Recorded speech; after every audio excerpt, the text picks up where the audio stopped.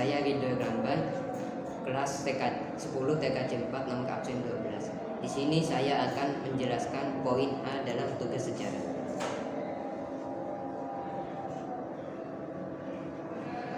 Poin A yang pertama yaitu latar belakang lahirnya kolonialisme imperialisme barat.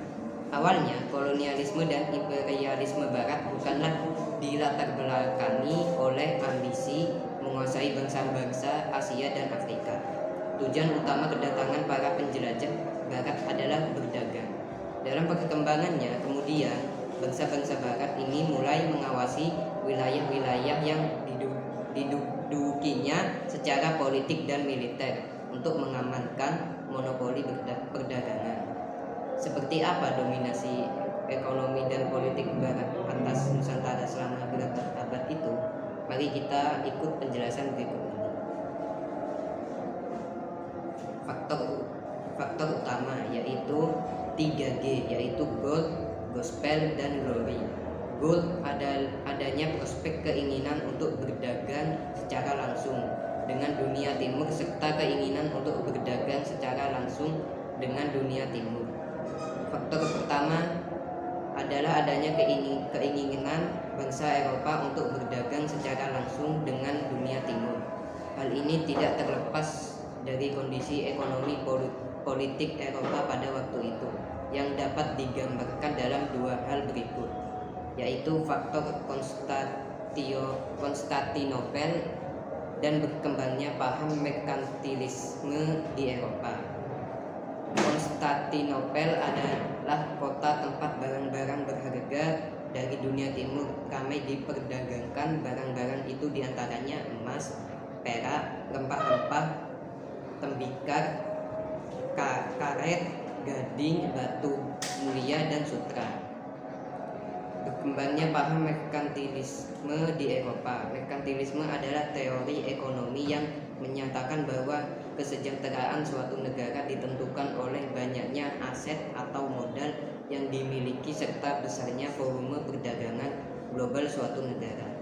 Merkantilisme berkembang pada abad ke-15 sampai abad ke-17 dan dianut oleh banyak negara Eropa seperti Portugis, Spanyol, Inggris, Prancis, dan Belanda.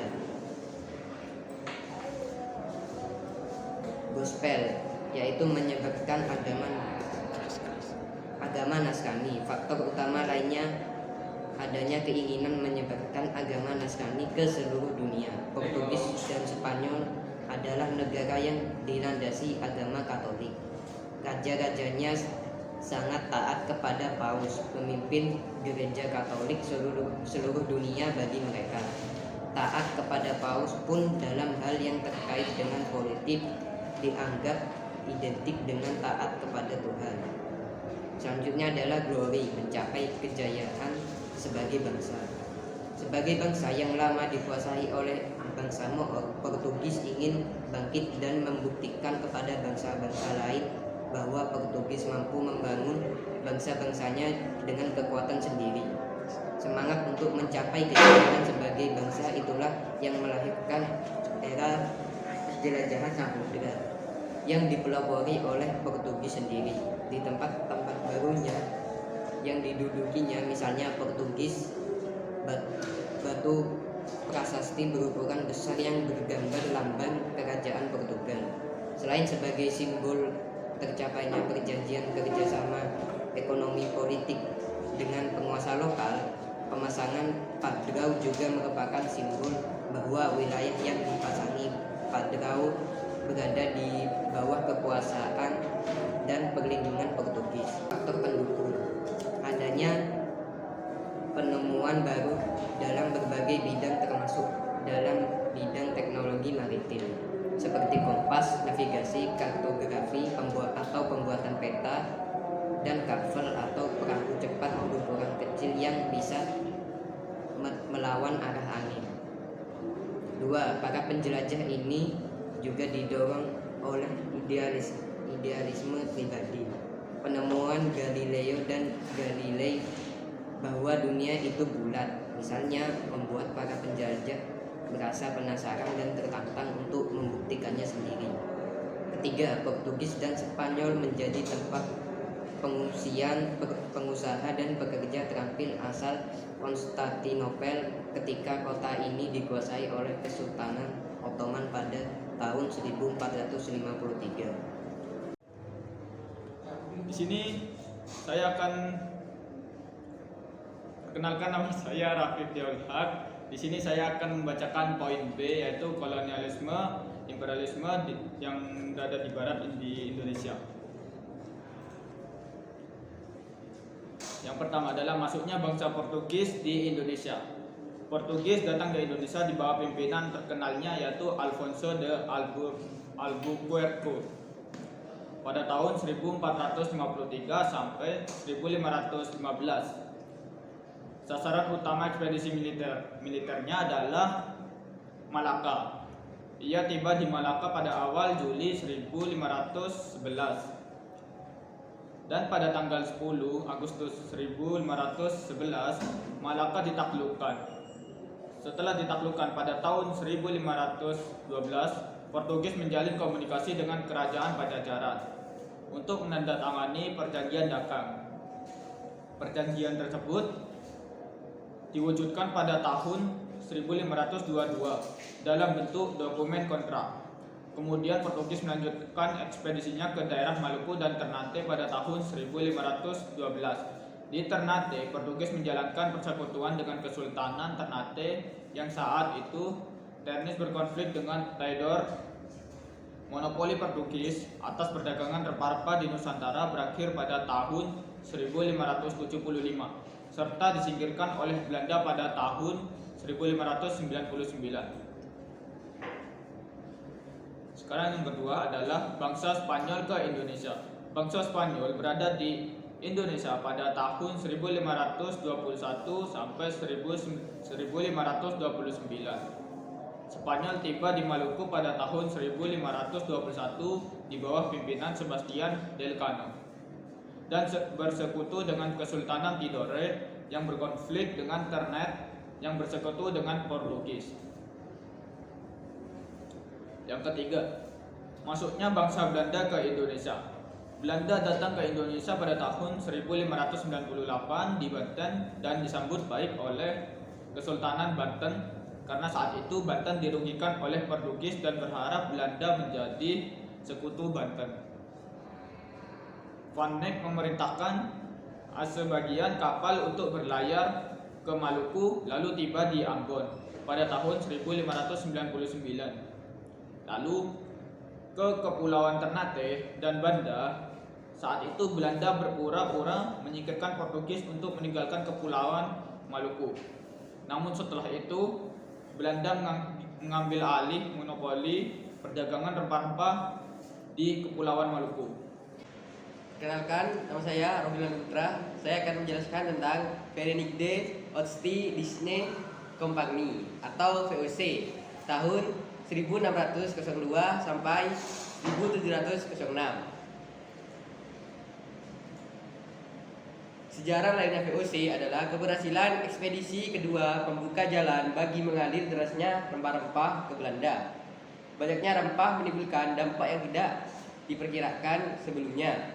Karena tingkat penawaran permintaan harga rempah-rempah jauh melihat sebelumnya, situasi ini banyak kalangan di Belanda mendesak segera dibentuk sebuah organisasi dagang yang resmi pada tahun 1602. Kebijakan VOC di Indonesia pada tahun 1609,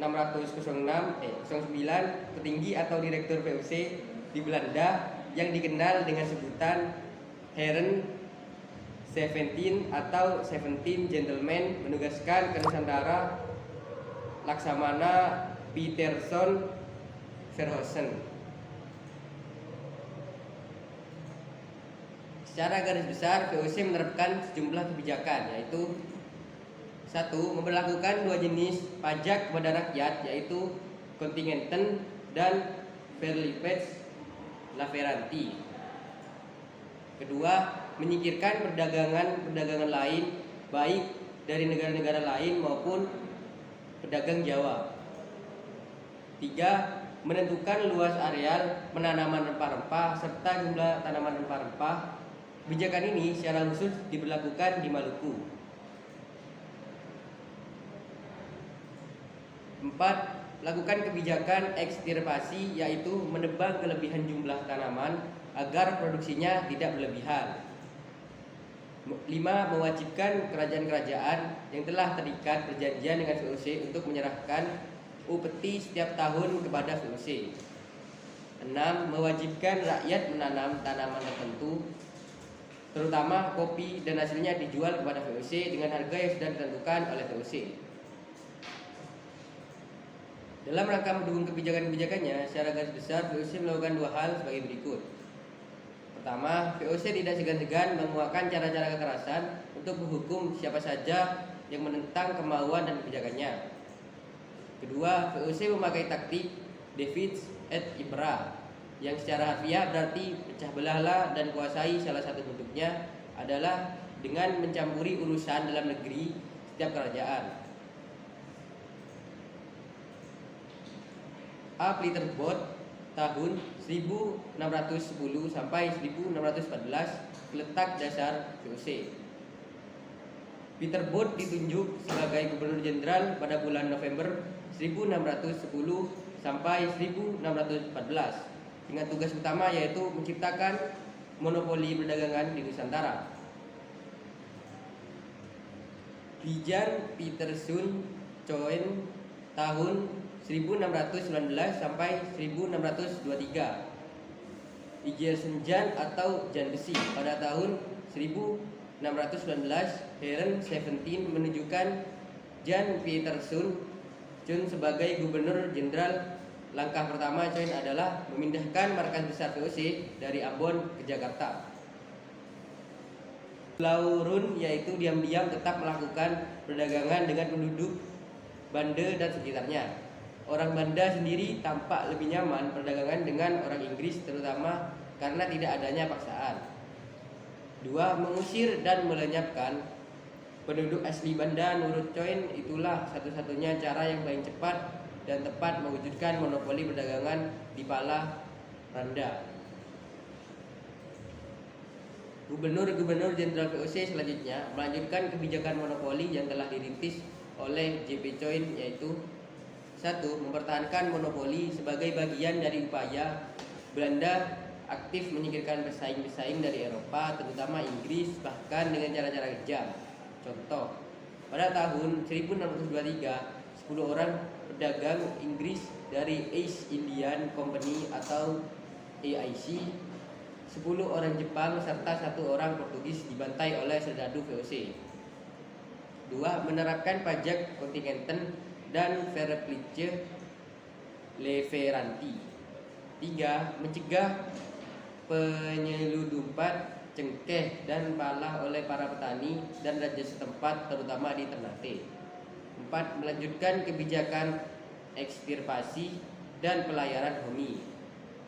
5. Menguasai pusat-pusat perdagangan Islam di Nusantara dalam rangka memperluas wilayah perdagangan dan jangkauan monopoli. Sebagai contoh, VOC menyerang tahun 1660 dan menyerang Banten tahun 1682. 6. Memperkuat pertahanan untuk mencegah penduduk Nusantara oleh Inggris dengan membangun banyak benteng dan pos pertahanan. 3. Berakhirnya kekuasaan VOC pada tahun 1799. Faktor internal: korupsi di semua tingkatan, yaitu dari pegawai rendah. 2. Sebagai pegawai dan pejabat VOC ikut serta dalam kegiatan perdagangan rempah-rempah demi kepentingan dirinya sendiri. 3. Perdagangan gelap ini sebagian difasilitasi oleh pejabat-pejabat VOC yang korup sebab mereka mendapat setoran liar dari aktivitas tersebut. 4. Anggaran biaya untuk para pegawai sangat besar karena makin meluasnya kekuasaan VOC. 5. Biaya perang untuk menanggulangi perlawanan rakyat seperti di Makassar sangat besar. Akibatnya hutang VOC menumpuk. 6. Adanya persaingan dari perserikatan dagang lainnya seperti East Indian Company atau Inggris dan Compagnie des Indes atau Prancis. 7. Pemasukan yang kecil disertai utang yang menumpuk menyulitkan VOC untuk memberikan imbal hasil return on investment kepada para pemegang saham. Perkenalkan, nama saya Raja Pangestu Putra, nomor absen 07 dari kelas 10 TKJ 4. Di sini saya ingin menjelaskan tugas sejarah bab 5, yaitu poin D. Indonesia pasca VOC, masuknya pengaruh Prancis dan penduduk Inggris. Ketika Belanda diduduki Prancis tahun 1795 dan VOC dibubarkan pada tahun 1799, praktis terjadi semacam kekosongan kekuasaan di Nusantara. Sementara itu, Inggris mengincar Nusantara. Jawa adalah satu-satunya daerah koloni Belanda dan Prancis yang belum jatuh ke tangan Inggris setelah Isle de France dan Mauritius pada tahun 1807. Di Eropa sendiri terjadi perang antara Prancis yang didukung sekutunya yaitu Belanda dan Inggris berkecamuk lagi pada tahun 1803. Prancis menguasai wilayah darat dan Inggris wilayah laut. Prancis sadar mustahil mengirim bantuan ke Batavia karena jalur laut dikuasai Inggris. Atas saran Napoleon, pemerintah Belanda mengangkat Herman William Daendels pada tahun 1765 sampai 1818 yang mengemban tugas berat, yaitu membangun pertahanan di Nusantara untuk menghadapi kemungkinan serangan Inggris.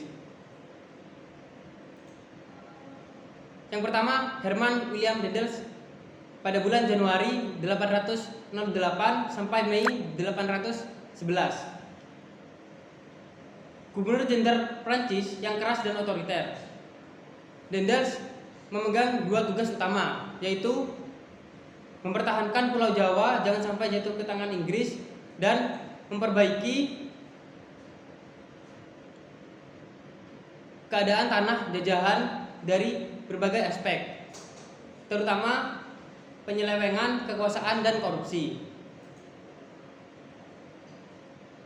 Kebijakan Daendels.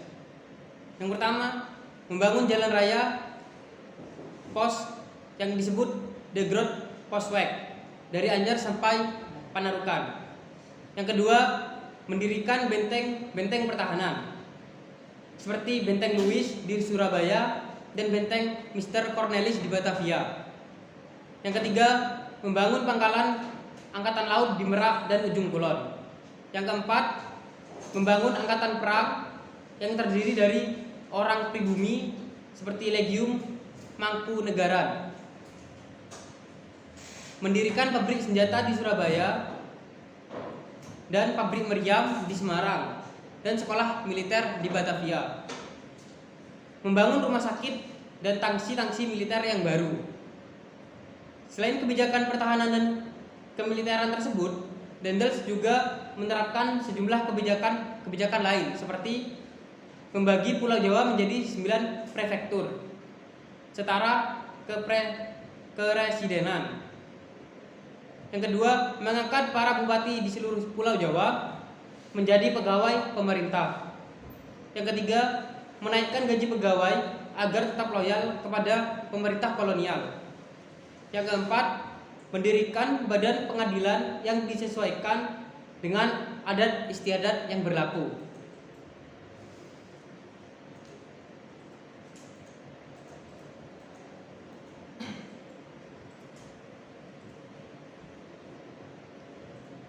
Pada tahun 1811, Daendels digantikan oleh Gubernur Jenderal John William Janssens, dan di bawah Janssens, Inggris menyerang Pulau Jawa. Keadaan itu membuat Janssens menyerah. Penyerahan kekuasaan ini ditandatanginya perjanjian Tuntang pada tahun 1811 yang berisi 1. Pulau Jawa dan sekitarnya atau koloni Belanda jatuh ke tangan Inggris. Yang kedua, semua tentara yang tadinya merupakan dari bagian pemerintahan Daendels menjadi tentara Inggris. Yang terakhir, orang-orang Belanda dapat diperkerjakan oleh Inggris. Lanjut, yang kedua Thomas Stamford Raffles pada tahun 1811 dan 1814. Selama pemerintahannya, ia sangat menekankan akses-akses liberal, yaitu kebebasan, kesetaraan, dan supremasi hukum. Hal itu diwujudkannya dalam beberapa kebijakan, antara lain menghapus sistem tanam paksa dalam bentuk perang stelsel, rodi, serta menghentikan perdagangan budak. 2. Memberi kebebasan kepada rakyat untuk menentukan tanaman yang ditanam. Yang ketiga, menghapus pajak hasil bumi. Yang keempat, menetapkan tanah sebagai milik pemerintah dan petani hanyalah penggarap. Lanjut, pemungutan pajak sewa tanah dilakukan per kepala.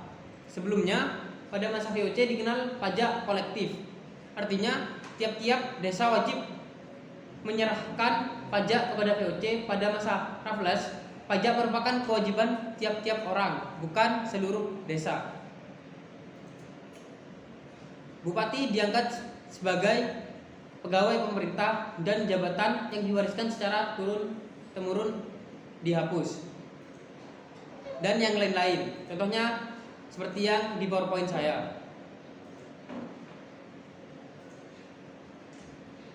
Dalam praktiknya, sistem sewa tanah gagal karena alasan-alasan berikut ini.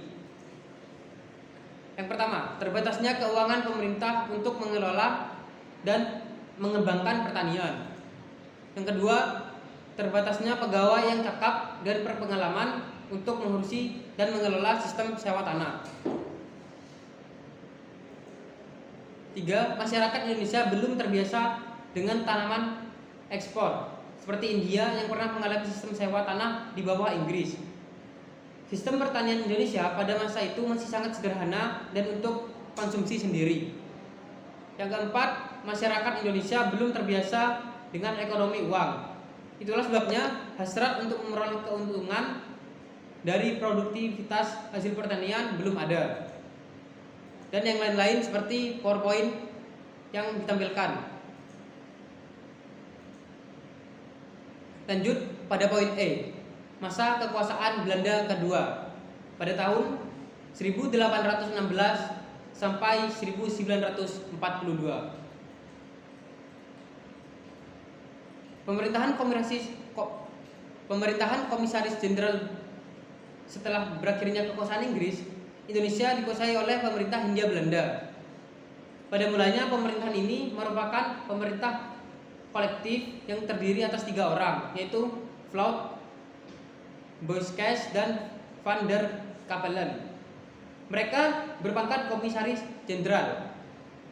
Pemerintahan kolektif itu bertugas menormalisasikan keadaan lama yang dipegang Inggris ke dalam pemerintahan baru atau pemerintahan Belanda.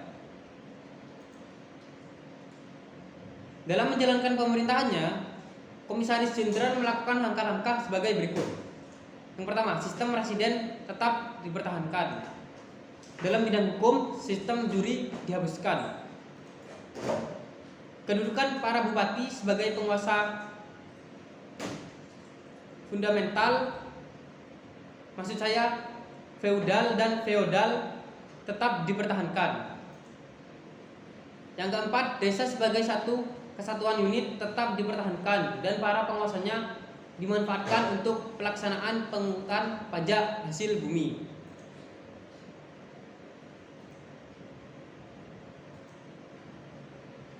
B. Penerapan sistem tanam paksa atau yang biasa disebut kultur stelsel pada tahun 1830 sampai 1870. Pelaksanaan atau penerapan sistem paksa ini prakteknya memberatkan kehidupan rakyat pribumi karena tidak sesuai dengan ketentuan Stadblad. Istilah kultur stelsel sebenarnya berarti sistem tanaman. Terjemahannya dalam bahasa Inggris adalah kultur system atau cultivation system. Pengertiannya, kultur sejahtera ini adalah kewajiban rakyat Pulau Jawa khususnya untuk menanam tanaman ekspor yang laku dijual Eropa. Rakyat di bumi menerjemahkan kultur sel-sel dengan sebutan tanam paksa. Hal itu disebabkan pelaksanaan proyek penanaman dilakukan dengan cara-cara paksaan. Dan jenis-jenis tanaman yang wajib ditanam yaitu tebu, nila, teh, tembakau, kayu manis, kapas, merica atau lada, dan kopi.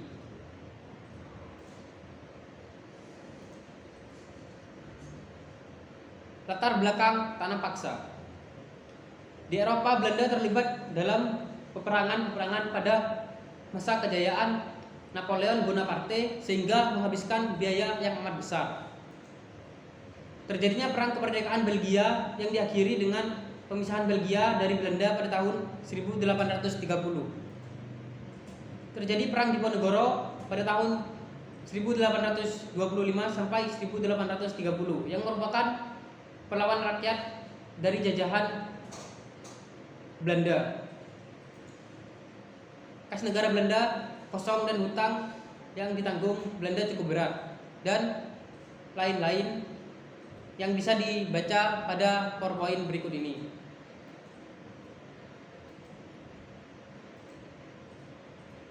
2. Aturan-aturan tanam paksa dan ketentuan-ketentuan pokok sistem tanam paksa.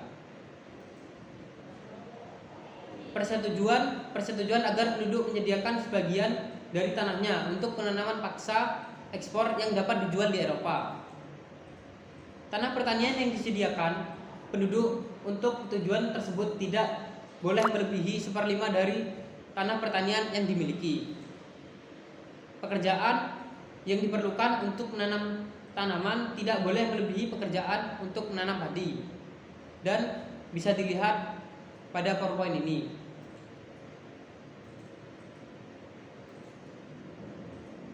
Sistem politik ekonomi liberal pada tahun 1870.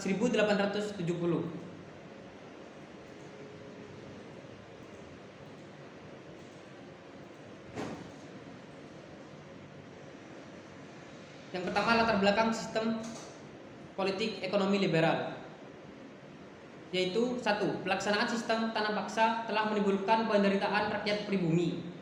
Yang kedua, berkembangnya paham liberalisme sehingga sistem tanam paksa tidak sesuai lagi untuk diteruskan. Adanya Traktat Sumatera pada tahun 1871 yang memberikan kebebasan bagi Belanda untuk meluaskan wilayahnya ke Aceh. Pelaksanaan peraturan sistem politik ekonomi liberal. Indische Compatibiliteit Wet pada tahun 1867 berisi tentang perbendaharaan negara Hindia Belanda yang menyebutkan bahwa menentukan anggaran belanja Hindia Belanda harus diterapkan dengan undang-undang yang disetujui oleh parlemen Belanda. Suikerwet atau undang-undang gula yang menerapkan bahwa tanaman tebu adalah monopoli pemerintah yang secara berangsur-angsur akan dialihkan kepada pihak swasta. Dan untuk selanjutnya bisa dilihat pada PowerPoint berikut ini.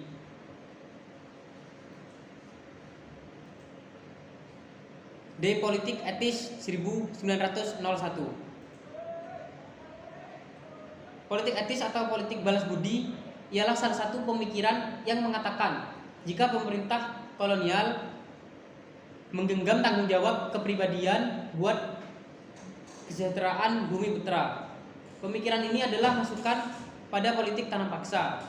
Timbulnya golongan etis yang dipelopori oleh Peter Brosov atau wartawan koran The Lokomotif serta Van Deventer, orang politik yang nyatanya membuka mata pemerintah kolonial untuk lebih memperhatikan nasib beberapa bumi putra yang terbelakang. Nah, untuk berikut ini adalah isi politik etis yang meliputi yang pertama irigasi, yang kedua imigrasi, Yang ketiga, edukasi. Yang keempat, banyaknya pihak menghubungkan peraturan baru politik Belanda ini dengan pemikiran serta tulisan-tulisan Van Deventer yang diedarkan. Yang kelima, sekian waktu awal mulanya hingga Van Deventer lalu diketahui menjadi pencetus politik ateis. Sekian, terima kasih dari penjelasan saya dan teman-teman saya tadi. Mungkin yang kurang jelas mohon dimaafkan, dan semoga kedepannya bisa lebih baik lagi untuk menjelaskan bab-bab selanjutnya. Sekian dari saya, mewakili teman-teman. Wassalamualaikum warahmatullahi wabarakatuh.